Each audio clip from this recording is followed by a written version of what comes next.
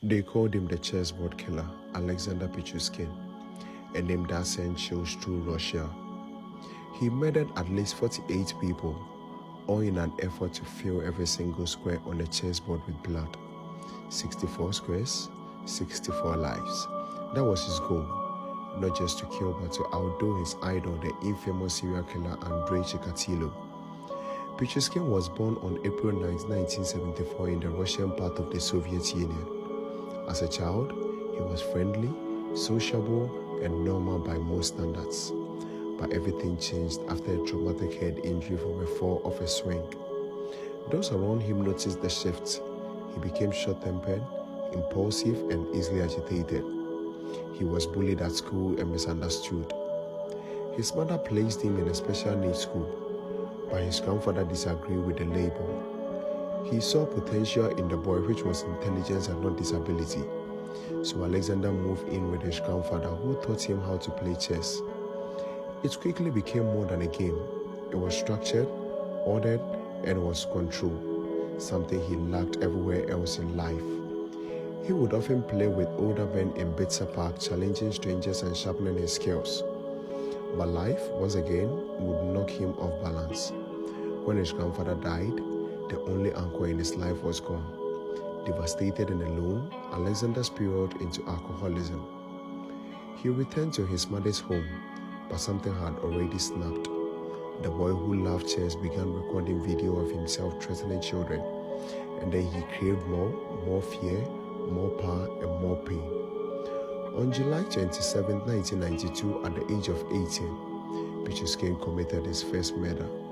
His victim was a friend, Mikhail Odichuk, someone he had jokingly discussed going on a killing spree with. But when Odichuk realized the joke was real and tried to back out, Pichuskin smashed his head with a hammer and pushed his body into a sewer well. He was questioned by police just days later, but with little evidence, the case went cold. For nearly a decade, he stayed quiet. Then in 2001, the killing resumed. 17th of that year, while playing chess in Bitsa Park, Pichuskin met a guy called Pronin.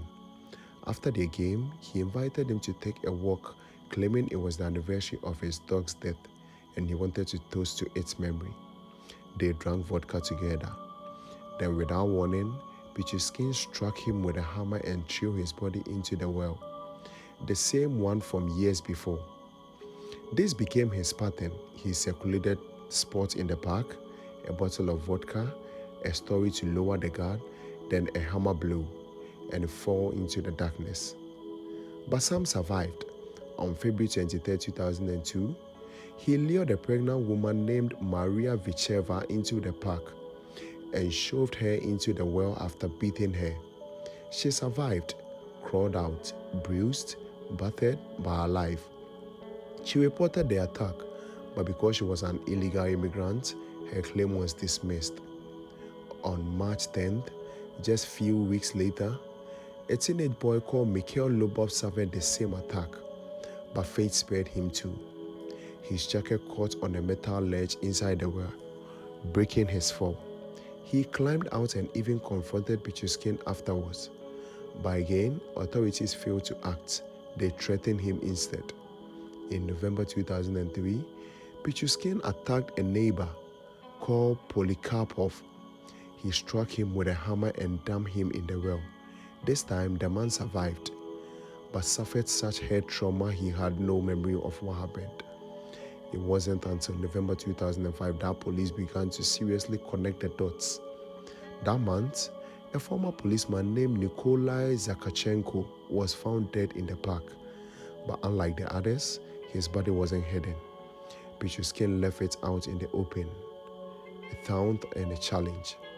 He was growing bolder, cockier, and yet still careful enough to avoid being caught. Then came the murder that changed everything.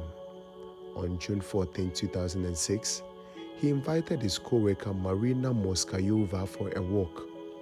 She had no idea that another woman from their workplace, Larisa Korgina, had vanished same weeks earlier.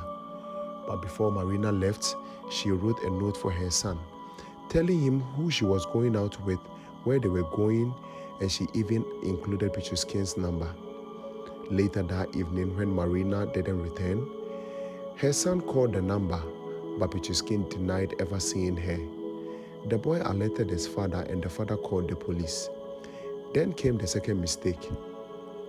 Marina had a metro ticket in her coat.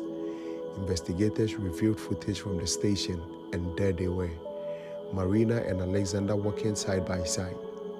2 days later, Alexander Pichuskin was arrested. In custody, police discovered his chilling trophy, a notebook with a handwritten chessboard inside. 64 squares, 62 were marked, but when he learned that 2 of his victims had survived, he crossed them off, lowering his conferring count to 60. Investigators could only prove 48, and he wasn't ashamed. He bragged. He said that even if he had reached 64, he would have kept going. He idolized Andrei Chikatilo, who had 52 victims. For Pichuskin, it wasn't about impulse, it was legacy. In October 2007, he was convicted of murder and attempted murder. The judge spent an hour reading the verdict. He was sentenced to life prison, and his first 15 years was to be served in solitary confinement.